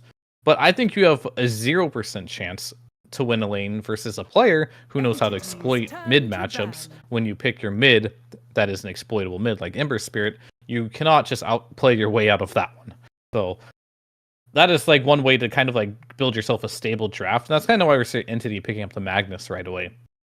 There's going to be tons of heroes that they can pick with this Magnus to make sure it has good laning stage. Looking at the bans, all the ones I mentioned, Techies, Lion, and Hoodwink, are still all in the pool. And for Entity, we can add an additional hero on top of that because there's Kataomi, and he does love his Rubik. All these are like acceptable to just like have a strong offlane that always has a chance to win its lane. What do you make of the Snapfire though for Navi Junior? I know Daze has played a lot of Snapfire recently in his pub, so kind of yet to see the hero too much so far in competitive games. Early in the day, and I'm trying to remember who it was. I think Matthew actually for Nigma went Max Lil Shredder on the position 4 Snapfire. So how do you feel about the hero? Because I haven't seen it too much in pro games. I think it's around the same spot it's always been. Maybe not as powerful as before, but like it's a flex. This hero can go any lane, any position. I don't think it should be locked down to just being a support at all times. It's good on support, but it can be played in a core position too. It builds Mage Slayer. What more do you need from a hero? It builds Mage Slayer, it can build Diffusal Blade, it can build all these items. Yeah, the little Shredder is quite good. It does have leaves a little bit to be desired when it comes down to the core position if you do put it in that role, because it is taking up a valuable slot for a hero that can get in there and make things happen, where this is a hero that oftentimes will sit in the back and try to do damage from a ranged. So that's a weakness of the core. But other than that, like it's a pretty stable hero, I'd say. Okay. I'm surprised it hasn't got a bit more play than it does, but the most of the time you did see on support is like an answer to an Undying or an answer to a Phoenix, right? Where the little Shredder had like lots of value. So we'll have to see if that one. Yeah, the DK still in the pool. If they want to, they can snatch that up. I'd like to see them. I said it last game. I wanted to see the offlane Ember, and I stick with it going into this game. Like, if there's a matchup that's too hard, like a DK, they pick it here. 5 seconds. Maybe just throw this Ember into the offlane and potentially do something else. I guess the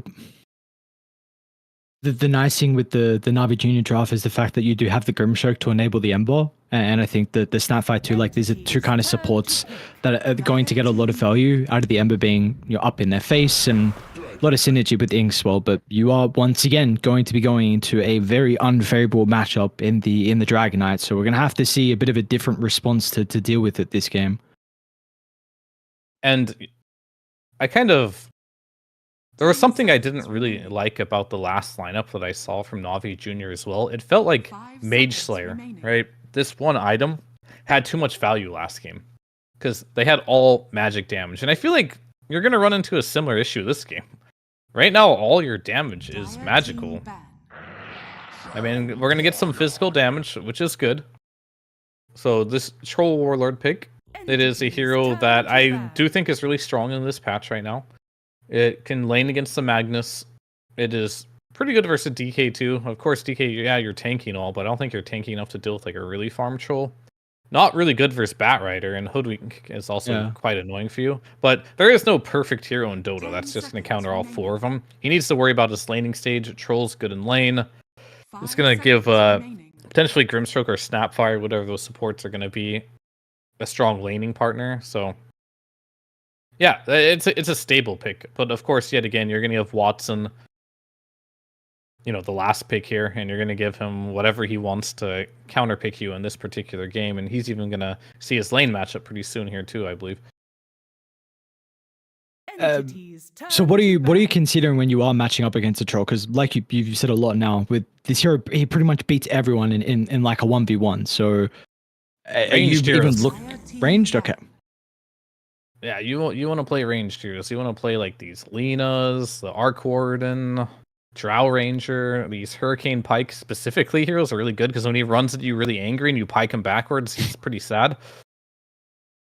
So you're not out man fighting a troll. It's just not happening. Maybe Faceless Void is the only one, just because, you know, Chrono, it's just that strong of a spell. You can just kill anyone. But yeah, I think in general you're looking at ranged heroes. The ones I mentioned, like Arc Warden, I think is the best hero because like he gets really angry, starts hitting someone, you just pop the bubble on them, they don't move, and they don't, you know, get hit at all until MKB's in play, which is a very long time for Troll to farm that item. That is one option. Lena is also great. You can stay within range. Drow can stay in range as well. Those are some of the big ones. We'll see what the last band's going to be for Navi Junior. Current Slark has been removed. Of course, even for them, for the boys on Die, we are still looking for that offlaner. So Tide and Mars, a little bit more AoE control that they feel like they're requiring out of them. Yeah. I mean, Slark kind of fits the profile as well, but I don't think Slark is really that threatening for the troll itself. It's just Slark is good versus the other 3 heroes too. Like if you're being ran out by a Slark and you're, you know, Snapfire or Grimstroke, they can, and oh, they're gonna pick the Broodmother. That's an interesting pick here. It doesn't give them a lot from what they need, but they're gonna go for a Huskar. Well, that is a ranged hero. DK is gonna go carry though. Oh, so Ember is gonna get another form of punishment in the mid lane. Instead of the 7.5 out of 10, he's gonna get the 10 out of 10 punishment. And Watson's just gonna take up the Magnus now. That makes a lot of sense because Magnus is pretty good versus the Broodmother, right? You do have that ability to deal with the spiders later on. You're also a universal hero, so you're fighting big base stats with more big base stats.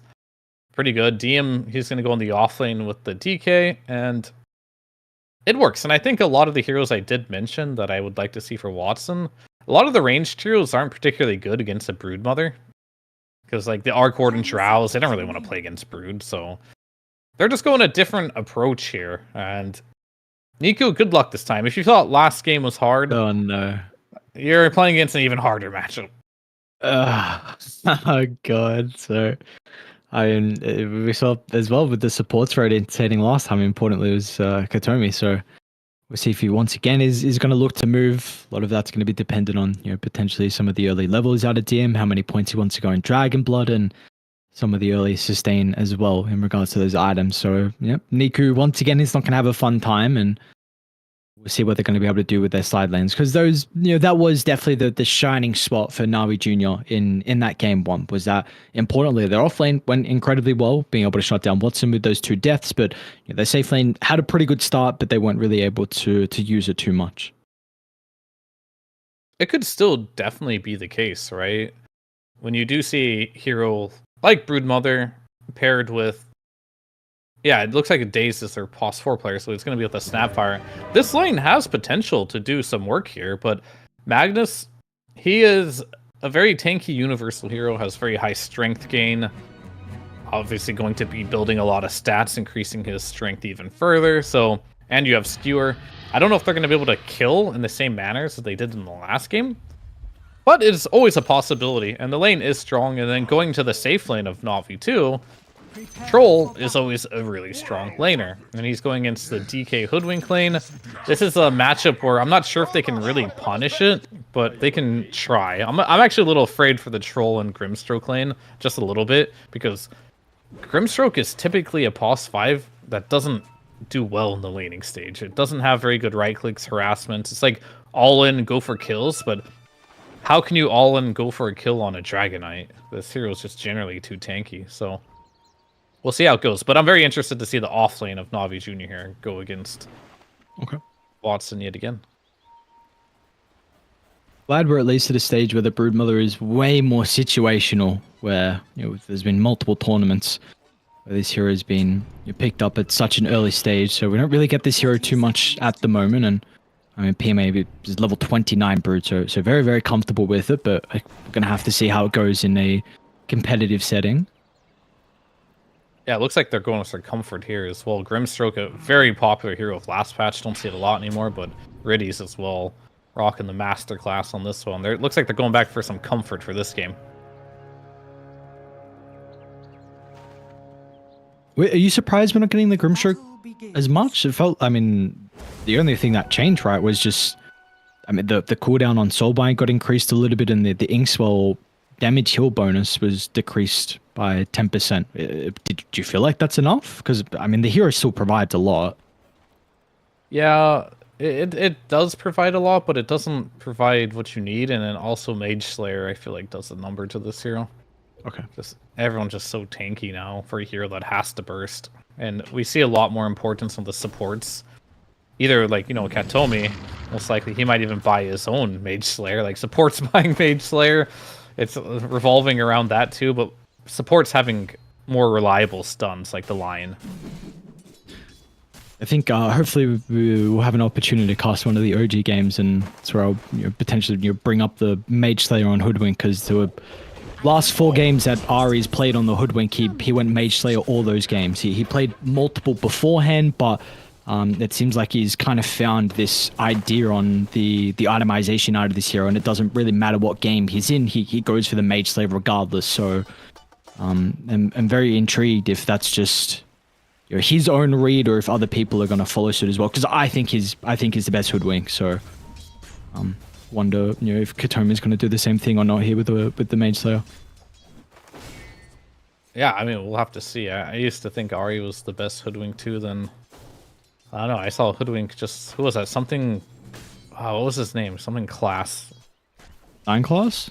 9 class. His Hoodwink was actually incredibly impressive. Like, I've never seen this hood before, but after that one game, I was like, wow, this guy, he was doing all the little things right. Which is, again, I mean, he's a very, very high-ranked player. I'm level 6 on the leaderboards, and so rank 6 on the leaderboards, and doesn't have the competitive experience like other people. But you're in an organization like Tundra with, the people in there, Mind Control and Popson and TI winners, and those little things, they're going to help you gain that experience at a pretty rapid rate. So yeah, I was very impressed with his performance. Mid lane Niku, we are seeing though, this is just 11-7. 2 last hits for the Ember. At least he got another deny. It doesn't get better. It doesn't get better. That's the worst part about this matchup. And the lower the Huskar gets, the stronger he gets. And yeah, okay, well, that's it for mid lane. So the next thing you can potentially do for this mid lane is gank the Huskar. Because, like, he does sit pretty low, right? And he's going to be low HP, so if you make some rotation, but the rotation, the heroes aren't good for it, right? Like, Snapfire doesn't rotate very well. Neither does Grimstroke. So who's going to rotate on this Huskar? I think, this mid lane, yeah, he's going for it. See ya. I don't know if that's going to kill him, but it's definitely going to get him close. At least he's got bottle coming out, but it's still going to take quite some time, and no one is doing an incredible job with the creep equilibrium as well, just keeping it on his high ground. I mean, meanwhile, top lane got the juice, is in some danger. Katomi's going to be able to chuck out a blood grenade. DM actually turns his attention over to Riddies, so it looks like both the heroes on Na'Vi taking quite the punishment. And this matchup, I mentioned it earlier, like this Grimstroke hero, he's good at getting kills in the lane, right? But you got to get him low first. And I think this is the read that they had on this lane. It's like, if we put a DK up there, how are they going to get me low to kill me? Uh-oh. That was a really cute play from Watson. Skew under the tower. And then Daze tried to TP out, and, well, they killed him while he's TPing. So he's going to have to make the walk all the way down to bottom. I guess it's okay, because the Brood's going to be fine, but no TP for the snap. That was the one lane we wanted to see them thrive in, right? And Skewer back again into the tower. And Flame Break back. Very cool, right? Viv repositioning. I love it. All right, I love being tossed around. Oh my. Oh, good stuff for them. You know, again, like we said, Watson in the previous game, he had a very slow start in regards to the lane, but this time it's going to be a little bit different, and wonder how that's going to free up Fishman. Dude, you're already rotating. Katomi's, it takes a water rune. He's like, all right, I mean, this lane's already going so well from no Nico. one. Okay, nice Quelling Blade usage, but no one is just going to be able to dive safely under the tower. Not again. He wants out. You don't want to play this game. It's back-to-back games. They draft him an Ember where Entity have ample time to be able to respond. They pick the DK. He thinks he's going... In his head, he's going to a bad matchup. And Entity say, screw it, let's make it even worse with a Huskar. And again, he gets ganked. Dire's courier Yeah, has I been mean, killed. I wonder how much of this is like he is asking for this, or how much the team is like, no, trust me, just do it. We'll win the side lanes. We'll make the game easy for you. Just survive the laning stage. Dude, and he even TP'd to the tower before as well to escape the Huskar. So he has to walk all the way back. And again, no one with the creepy clear him has kept it on his side. So, dude, Snapfire's got more last hits than him. And now you got Fishman rotating top. Like, Entity are just outclassing Na'Vi Jr. They're probably going to get Riddies as well with this pushback up in a couple of seconds. It'll be an easy dive, and this is a dive with a full catapult wave as well. So this tower, it's going to take a lot of damage. Oh, at least we got a haste rune on Ember. What? Let's Talk about go. the only rune you could have got outside of potentially a shield rune that will save your life soon. Actually, a shield rune wouldn't even save you. So now he's safe from dying for the next 2.5 minutes. 2 minutes of safety. He's not going to get any CS during those 2 minutes, but at least he won't die. Alright, he's hasting top. Here he goes. Level 4 Ember. He's going on the hunt. Are they not going to get anyone? Dude, they're not going to get anyone. Daze even TP's in. Fishman just goes over to the other side and... Oh, they got Fishman. Oh, nice. All right, they got the chains. Yeah, they can't even So have some remnants out of the haste. Really nice position out of the cookie. Gets him over the top. They're not even going to kill him, though. He's actually going Fishman's to not die. going to die. Now, no one comes over. Doesn't even have a point in the ultimate. It's not even required. Was well done. Oh. I mean, I just feel dirty watching this. Like, I don't know. Like, this is sad. Like, my whole, like, outro from the last game is like, don't pick Ember, he's gonna get owned again, and it's even worse than before. Like, this is like an 11 out of 10 stomping. It's like 20 out of 10. Like, 43 and 32 to 5 and 2. Come on, man. Like, 5. yes, he has 5 CS to the Oh, 33 denies. Oh, I mean, no one. God. Come on, man. Like, stop denying at this point. Hey, this is kind of bad mannered. He's got an armlet now. Bottom lane, Watson. Radiant's RP Oh, onto RP. PMA. attack. He has Got the skewer as well. We should be able to help out to chase him down and we get a big kill onto the Brood. Tell me, so please, don't do 5,000. this. Are you okay? You fought. Oh no, not the voice lines now. Come on, dude, they're dead. Just leave them. They're not even gonna let him farm safely under a T2 tower. Are you serious? He's gonna die under a T2. Maybe? He'll live. He'll live. Will he? I don't know, man. Oh, I mean, he's fine from the fire, but I don't know if he's gonna walk back in. I mean, he needs to get level 6. He's gonna stick around. But this is kind of like what you gotta do. You gotta... Someone has to make a rotation on no one. So it's either gonna end horribly and you're all gonna die trying to kill him, or best case scenario, you might actually kill him. But either of those scenarios is better. I mean, even having just a small chance of it working is better than what's happening.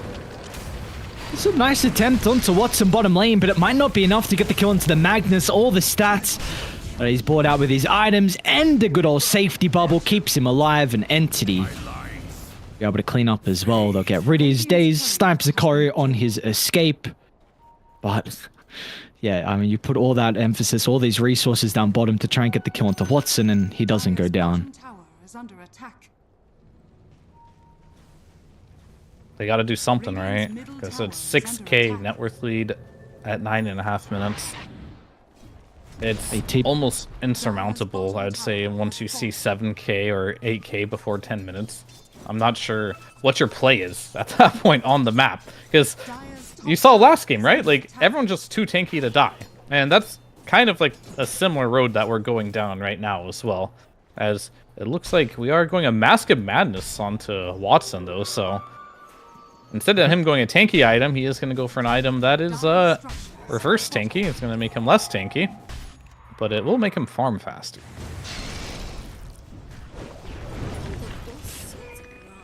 I don't know if it particularly matters this game in the troll itemization, but I'm just curious on if you have a preference on Mjolnir or Battle Fury on this hero. Tower is under attack. Right now my preference is Mjolnir, for sure. But I don't have a full understanding, because I think there are some games for Battle Fury. Okay. But I think, generally speaking, Mjolnir is just the safer item. But yeah, You're gonna see. I think right now we'll just see how it plays out. But I think Troll just needs to be really farmed this game, like incredibly farmed, for him to kill anyone. And that's not going to happen for the next probably 15-20 minutes. And you're not going to have map to be able to find that farm as well. While losing heroes across the map, Riddies tries to go through the portal. It's going to be stopped short. No one, unfortunately, unable to cancel Daze's TP. But yeah, I mean, you defend your bottom tower. You're continuing to take more objectives across the map. All the tier 1s are gone. And very shortly, Entity just going to start walking into Na'Vi Jr.'s own jungle and continuing to limit some of the economic gain they're able to find. And Mage Slayer online for team too. Not much to say at this point of the game, other than I think you need to find a kill. You gotta find a kill on the map. Who will that be? They tried Magnus twice, didn't work. They're gonna switch things up. They're gonna go ahead and try the DK. This is a good one because there's nowhere to TP on. So this should work. This should definitely work. And it looks like it will. We're going to be able to hold him down into place. And a much needed kill for the boys onto Na'Vi Jr. It takes 4. I mean, of course, while all this is going on, though, no one... But Daze went through the gate. Oh, alright. Alright. Unfortunately, now no one's going to have an Aegis, and he is down bottom as well, so you're probably going to have to think twice if you want to continue to stick around here from Daze and PMA.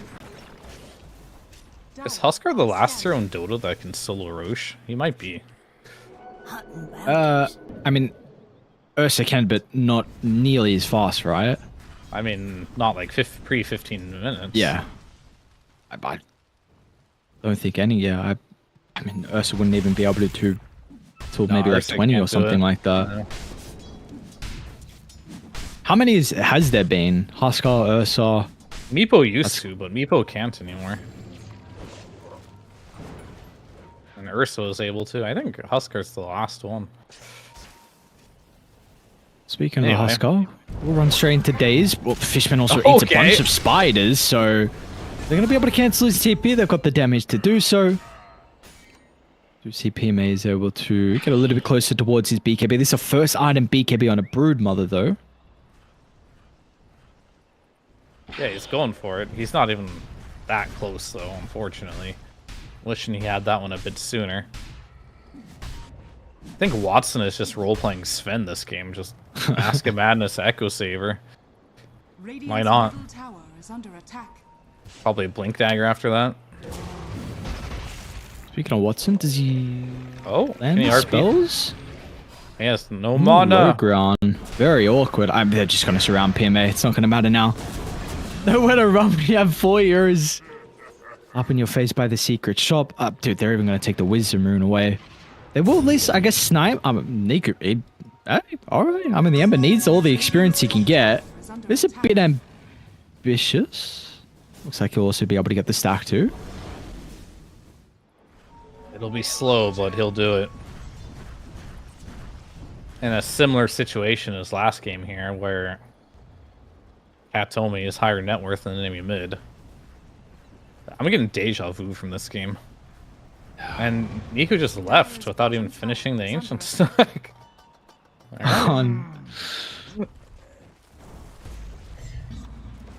I think he saw Fishman there, but it was really just an illusion, so... Nothing going for him this game, you know? Sometimes game is hard. Sometimes no one's alone, though. Got an Aegis and a Halberd. Maybe they can catch someone else instead, but yeah, they're able to reposition accordingly on the boys of Entity. And they'll be alright. Blink now as well. Picked up here for DM. Got one Mage Slayer on him. Katomi's going for his own Mage Slayer as well.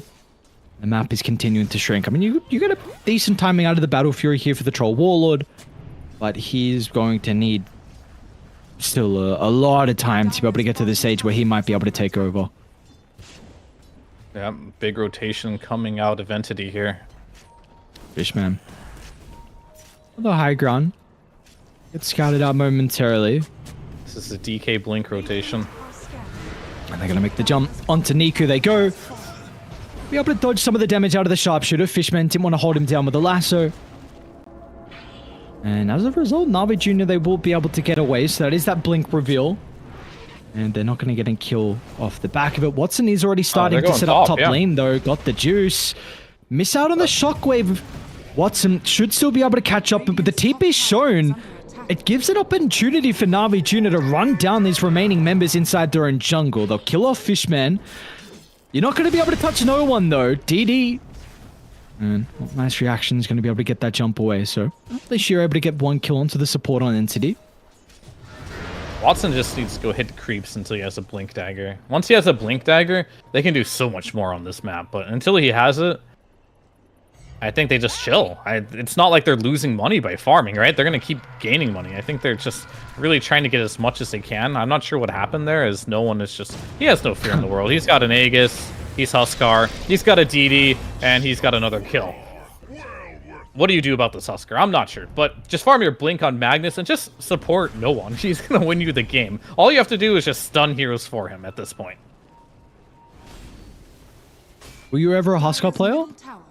No, I've never... So you had dignity. Yeah. Were there any heroes where you stooped that low? Arcorden. And Tinker. Oh, no. Did you play two? How'd you play the Tinker? Yeah, I played two for a bit. It wasn't competitive though. I just played in pubs. Okay. Oh wow. Just not even practicing. You're like, yeah, I just want to ruin people's days. All right, that's almost worse. Like it'd be understandable if you're like practicing for you're competitive and stuff like that. No. Just screw everyone else. I just wanted to practice fast finger movement. I feel like that's an excuse. You're trying to help out and make yourself not seem as bad for playing Tinker. I mean, to be fair, I haven't played him since when you actually had to buy Boots of Travel. That was the last time I spammed him. Alright. But he was still dirty then too. There's never been an honest Tinker patch. Let's be real. It hasn't. When you think of honest heroes, I would say Tinker is far down the list. Huskar is also very far down the list as well. There's not too many of them, but yeah. Unfortunately, Nico's had to run into one of those in particular this game, and he's going to do it once again. Jump in with the lasso. He's not actually going to die through that little bit of control that Entity had, so maybe into the spears, actually? Trying to play with the Remnant. Oh, well done. Very well done. Look, you're alive. You lose all your. I mean, of course, you need to do it to live, but it's so unfortunate you have no remnants to work with. You still have to walk back to base, but very good job to stay alive. Yeah, he dodged a tower attack with that, and of course a couple ticks of those burning spears where he otherwise for sure would have died. I'm surprised he had the presence of mind to do that, because like you have to be tilted, right? Like, yeah. If he's not tilted, he has. I got to give it to the man. You know, he's got a mental fortitude of a god. But he decided, instead of doing hands off keyboard, he decided to just survive. And I respect that. I love it when my mid laners don't give up. I think I'm a little salty, honestly, just because I've been playing more ranked lately and getting that taste in your mouth of salty mid laners. Yeah. A lot of them out there. Well, the ego is definitely through the roof on some of them. Niku. Gotcha to Katomi. We'll be able to get away though, so unfortunate not able to get any usage out of the arcane. You have one BKB completed out of the Broodmother, and we're probably just waiting towards that second one and got the juice as well. Just lacking. 800 gold is, of course, is a lot with the current state of the game. Meanwhile, mid lane, Watson on fishing, catching days. So yeah, Navi Junior, we're definitely going to see them wait, hoping for this second BKB. They're going to be forced to take a fight though. Maybe they won't even be able to with this tier 2 tower. So we'll go down. And you've got a Huskar. Do you want to go high ground? And if you look at the repositioning, right, you don't have any on the side of Navi Jr. And this is generally why high ground can be so difficult this patch, because you're always playing in some Pudge or Magnus, Rubik, whatever it might be. Just always throwing you into your base. Even Kunkka, right? Like, there's so many heroes that can reposition that make going high ground. And all these heroes, uncoincidentally, have been very meta, because they always give you that extra opportunity to not only defend your high ground, but also go high ground yourself. But you don't have any of that on Navi Jr. this particular game. Just the comeback potential too, right? The fact that some team fights can look very difficult to take when you're playing from a deficit, but there is always that potential of the repositioning. You always kind of craft a team fight around that capability. Yeah, for sure. And I think at this point, if you're Entity, you just want the next Roche and you want to go in. When you're Navi, your game plan should be don't let them get next Roche. Is no one the person you want to run into? It might be, actually. Oh, dude, he just got BKB delivered. Oh, no. What perfect timing. You couldn't have asked for better, and the RP out of Watson to top it all off. I mean, you get the kill in the end and hang on the turnaround. What's going on? Navi, the troll wallet finally shredding people down, and now Niku wants revenge, and he's going to get this slide kill and Fishman. They'll catch up to the bat as well. What just happened? That looked perfect. You get the BKB as soon as the start. The RP onto multiple heroes, but Navi Jr., they shrug it all off. I mean, no one with the failed armlet toggle there kind of like cost them that whole team fight. Not that it was going to be an easy armlet toggle with all the spiders on him, but the BKB was just a little bit too late there, and this is also going to cause you to lose Roshan. So, wow. This whole game, you look invincible. One play. This is the resilience here coming in for Navi Jr. here, and it looks like this will be kind of close here. No one decides he'd rather play against the Aegis than potentially throw this game, because if he would have TP'd right in there, died again, then his game would have been ruined. Well, that's a big gold swing, I must say. I mean, the game is still definitely in Entity's hands for now. You are up 8k gold. However, this troll, you don't have a lot of answers for him in this particular game, but they're gonna try and go right away anyway. They see him. It does, of course, have that BKB. They should be able to deal with him the first time. They're going to be able to get the supports as well in the back line as well. PMA turns with the BKB, assassinates Fishman. Now Isaac got the juice, so we need to get the troll into the middle of the fight. He might be able to lock onto no one as well. They're going to disrupt him as best they can. Can he get the BKB? No opportunity. DM with that Dragon Tail. Perfect timing, and Niku doesn't even make it on the high ground as well. Out of Remnant charges. No one, and Kataomi should be able to chase him down. DM waiting the wings as well, requiring the Blink Sun to close and follow and get the kill. Entity. And one bad fight was, looking like Navi Jr. Hang on a second, getting that Aegis. All of a sudden, we had a bit of a ball game, but Entity instantly fight back. DM saving the game there. If Troll would have got his BKB off plus his ultimate, Troll would have for sure killed the Huskar. And from there, they may have got some control back into that team fight, but you know, he didn't get his BKB off in 2 lives there, nor his ultimate. So he just goes down immediately. And that has to feel bad. After having that glimmer of hope, that one good team fight, just to get it shut down immediately. And I felt that was like a personal from Entity. It's like, oh, you guys beat us? You have Aegis? We don't care. We're just going to run into you as 5 and take this fight.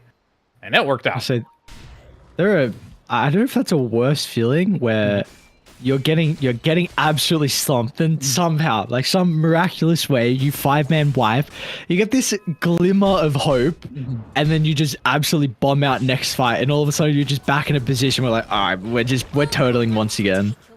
Yeah. It definitely feels bad. So I've been trying to decide what is the best possible place to put Roshan's banner. Okay, let's hear it. What do we think?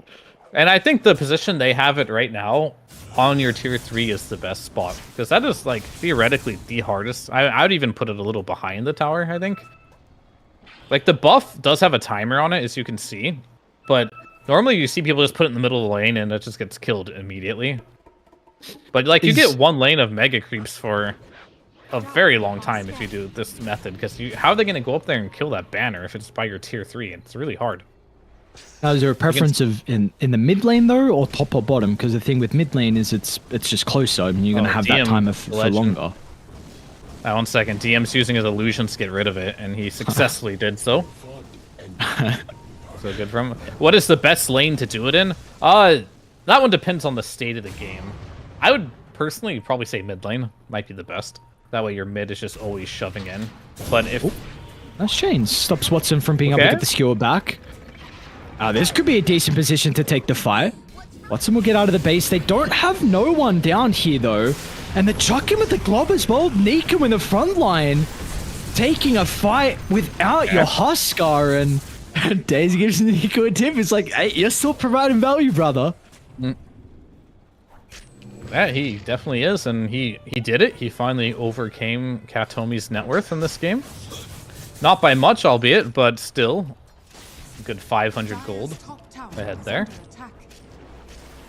But yeah, there's a lot of question marks here from Entity, and they're getting punished for it. I think they're trying to like be a little bit cute here, like going for that, trying to make something happen when Huskar's on the other side of the map. That's something that they probably know in their hearts that they shouldn't be doing, but they just feel like they're so far ahead that they can get away with it, and they're getting punished for it. Yeah, quick reactions out of Niku with the chains to be able to stop that, stop the skewer away. So, you know, still these are individual stuff, individual skills that can come out from these players. Very high up in those leaderboards, but it's just a question of some of the further macro stuff as well. So, you know, they put themselves in a position where we actually have a game where you're 8,000 deficit. Sanjin Yasha completed and got the juice. He's going to be going into the Basher Satanic next. What do we think about kind of the item progression out of the troll? Do you feel like a Basher is required at this current stage in the game? Oh, it's nice. This is kind of like the old standard troll build. Normally, I've been seeing more dispersers lately instead of bashers. Okay. But it's fine, especially if you really want to lock down the Huskar. You might want to consider if you really want to kill the Huskar and getting an MKB as well, just so you can pierce through some of that evasion that he has with the halberd plus the elven tunic, right? He's sitting at how much evasion? He's got 33%, which is pretty respectable. I would say that warrants in an MKB, but he's got some time. He's not committing to any items yet. Well, he did just commit to something. What was that? Yeah, the Mithril Hammer. Yeah. So the Basher it is, unless he wants to go for Maelstrom, but I don't think that would make any sense. But look at this though from Navi Jr. Like again, the smoke from them towards top. You've got that wisdom room timing. Potentially seeing if they're able to take a fight with Entity nearby. They're going to get a tier 1 tower as well.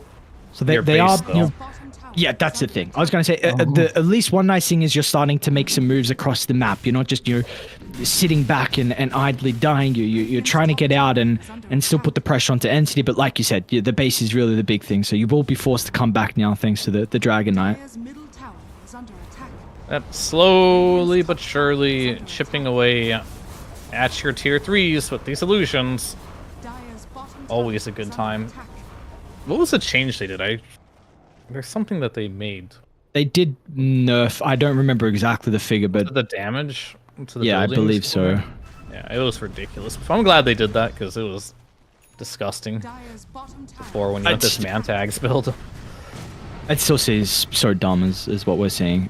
Like you said, it's not as bad as what it used to be. That was very frustrating. Some of the games where you just have a Dragon Knight where it doesn't. You're not even playing Dota. You're just versing illusions, slowly chipping down your objectives. It's like very cool. It was like it's basically like playing Naga, but a Naga that can actually kill your buildings. Yeah, yeah. Naga takes like maybe 10 minutes longer. Yeah. It's funny because like DK like made some transition as a hero, right? Like he was always this big tanky guy. Then over the time with all these changes to him, he turned into more like a Naga than a big tanky frontliner. Oh, Niku, no. Yep. That rush game is going to continue, especially when Katomi's got the Eroda Atos to work with, and this would be high ground forced out, so... He's got by though. Dire's structures are fortified. Well, that's nice. I was going to go down and they'll come back. So Navi Jr. was trying to set up a trap. Unfortunately, the building's going down. They're going to be forced back inside their own base, and they will be far too late. The full set of barracks goes the way of Entity. What's the call though? Do you want to continue to stick around? 20 seconds still left until the respawn out of Niku. I think they want to get a skewer. I think that should be the play here. Like DM and no one are just sitting in the front just to give Watson just the space, right? They're not going to have their cameras on him. He's going to sit in the back, and then he's going to try and get a skewer back. And if they can time it correctly and they get the skewer and they get the dragon tail like last time, mid skewer before he can BKB, without a doubt, this troll can die. But it's a risk, because if you do mess it up though, he gets BKB and ultimate off, yeah, then there's a chance you just get the whole fight turned on you. And I wouldn't be surprised if they're a little scared about it. Juice is the one in the front. I mean, they have full awareness Entity. Great observe ward inside this lane, scouting out all of Navi Jr.'s movements down to bottom, and they're going to smoke up as well. Fishman. Lead the Judge trying to find the get jump, and he'll do so onto the Ember. Is it okay for the moment? Watson with the jump in with the RP. It's onto the Broodmother. A lot of damage even through the BKB. It's all up to Got the Juice to turn the team fight. He's been able to lock onto Husker with the bashes out. It's going to be enough to secure the first kill, but now the battle trance is over, and Watson can reap the rewards. Almost a rampage. They do unfortunately seal it out of Watson. Could have been back-to-back rampages for him, but nonetheless, a big successful team fight from Entity. I've been in these situations before where you're like a troll and like, all right, my objective is to kill one hero in this game. It's going to be the Huskar. And you complete your objective, right? But then, all right, Daze is going to go down here too. But then all of a sudden, you're like, oh, how do I kill the mag? How do I kill this DK6 slotted too? They're just too farmed right now, right, on Entity. You don't have damage to chew through all this HP. 3.3k HP on the DK and the Magnus respectively, with tons of armor to boot for both of them. And yeah, unfortunately, Nico's not doing the damage in this department. The Broodmother doing some damage, but just not enough. Dire's top tower is under attack. Second push to the barracks now. Rewarded here for Entity off the back of the fight. Roche is still ready for them. Third Roche as well, keep in mind, so you have that refresher shard as well down bottom. No one up in 15 seconds. They're probably going to look to already start to get themselves set up to take it. Katomi has gotten the clearance from his team, being like, all right, whatever you want to do to become a carry, you can do it in both games. Going for a Phylactery in game number 1 on the Rubik. This game, Mage Slayer, Gleipnir. These are all DPS items for the Hoodwink. Of course, they just naturally work with the Hoodwink spells.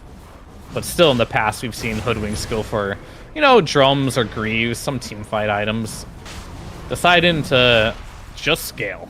And I think that's been the story of Dota for a little while now, where a lot of cores just want to scale. We also had the Midas patch last time, where everyone's just buying Midas. Midas not so good anymore, so you got to find a new way to make sure your supports are scaling, and there's extra threats on the map that you're unable to deal with.